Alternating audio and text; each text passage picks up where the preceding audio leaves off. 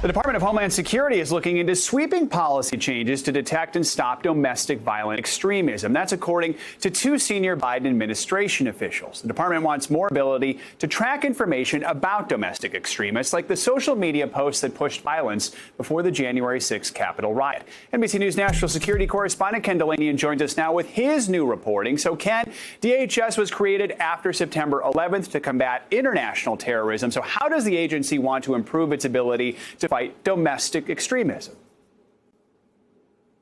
Good morning, Joe. Well, for one thing, it wants to do a better job of collecting intelligence about domestic extremists. And one way to do that is to look at public social media, which it appears that the FBI and other agencies did not do a great job of doing before January 6th, because we're all seeing now a lot of evidence that people were saying online publicly that they plan to commit violence and go to Washington and try to stop the steal, as they put it, and no action was taken. That was not deemed actionable. And DHS wants to do a better job of collecting and analyzing that information. Of course, that's going to be controversial, because even though they're legally allowed to look at it, people get troubled when they find out the government is reading everything they see and do on social media. So that's one thing. The other thing they want to do is to better share and coordinate all the vast trove of data they already collect on Americans. Because let's not forget, DHS includes the Transportation Security Administration, ICE, Customs and Border Protection. So every time people travel, they encounter DHS. And there's a lot of travel information and other information that they already have.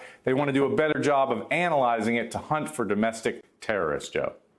Now, the department is also said to be considering a change to its terrorist watch list to include domestic violent extremists. So tell us how that could work and how that move is likely to be received.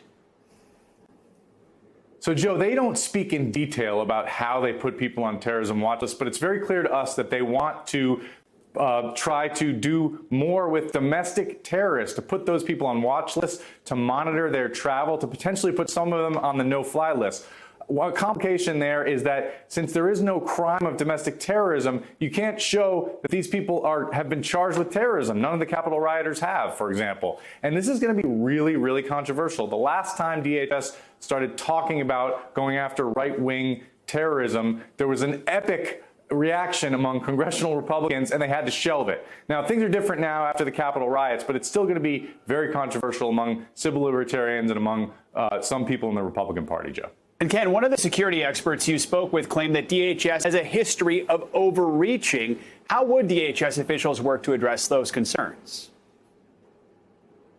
Well, they tell us, Joe, that everything they're doing here, they're doing in concert with their Office of Civil Liberties and their Office of Privacy, because you're absolutely right. There's a lot of concern about DHS and also the FBI about what they might do in terms of surveillance. A lot of people feel like after 9/11 there was an overreaction, and particularly Muslim Americans felt the brunt of that. And what DHS officials say is, look, we are not going after politics here. This is about violence and people who are planning violence, whatever their ideology. And they also want to look at narratives on social media that they say are radicalizing people, not just domestic terrorists, Joe, but also lone wolf mass shooters, because they say it's really, these people fit the same profile very often. There's a lot going on in social media, and they want to pay more attention to it, Joe.